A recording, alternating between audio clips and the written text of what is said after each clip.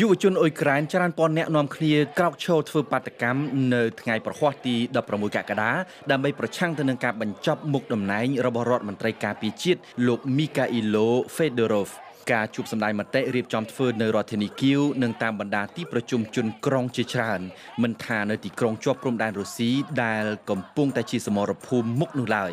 ក្រៅពីថ្លែងទាមទារឲ្យរដ្ឋមន្ត្រីវ័យក្មេងដែលខ្លួនពេញចិត្តឲ្យបន្តកាន់មុខតំណែងតទៅទៀតពួកយុវជនបាតកោក៏បានឆ្លៀតថ្កោលទោសអំពើពុករលួយនៅក្នុងជួររដ្ឋាភិបាលអ៊ុយក្រែនទៀតផងមានអាយុ35ឆ្នាំនិងចូលកាន់តំណែងរដ្ឋមន្ត្រីការពារជាតិត្រឹមតែ6ខែ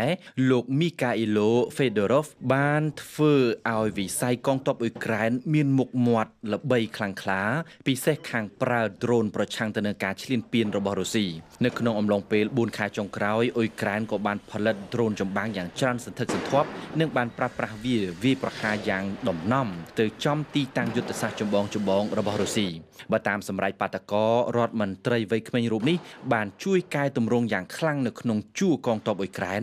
ដោយផ្ដោតសំខាន់ទៅលើបច្ចេកវិទ្យានិងទំនើបកម្មវិស័យយោធាព្រមទាំងឈានទៅបញ្ឈប់មន្ត្រីរដ្ឋការខ្លះទៀតផង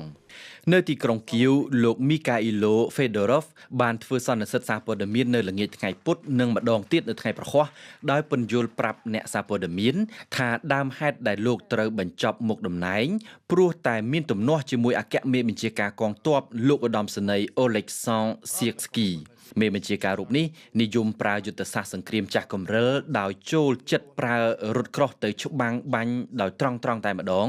ដែលជាការបង្កហានិភ័យទៅដល់អាយុជីវិតទាហាននេះបើតាមលោកមីកាអ៊ីឡូ ហ្វេដឺរ៉ូវដែលបានចោទប្រកាន់លោកឧត្តមសេនីយ៍អាឡិចសង់ សៀកស្គីថាកំពុងតែបំបែកបំបាក់ជាតិទំនាស់រវាងរដ្ឋមន្ត្រីវ័យក្មេងនិងមេបញ្ជាការកងទ័ពជើងចាស់បានជំរុញឲ្យមន្ត្រីមួយចំនួនជំនាញខាងដ្រូនចម្បាំងសុំលាលែងឈប់ពីតំណែងដែរហើយក៏ឈានទៅដល់ការរុះរើរដ្ឋាភិបាលថ្មីនៅក្នុងកលៈទេសៈសង្គ្រាមទប់ទល់ទៅនឹងរុស្ស៊ីប្រធានាធិបតីអ៊ុយក្រែនលោក Volodymyr Zelensky មិនកាន់ជើងខាងណានោះទេនិងបានអំពាវនាវឲ្យប្រជាជនរួបរวมគ្នាដើម្បីសាមគ្គីជាតិនៅថ្ងៃប្រហ័សទី16កក្កដាដដែលរដ្ឋសភាអ៊ុយក្រែនបានសម្រេចអនុម័តតែងតាំង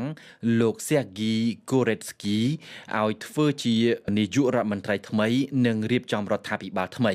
ធ្លាប់ជាប្រធានក្រុមហ៊ុនរដ្ឋខាងដឹកជញ្ជូនប្រេងនិងឧស្ម័ន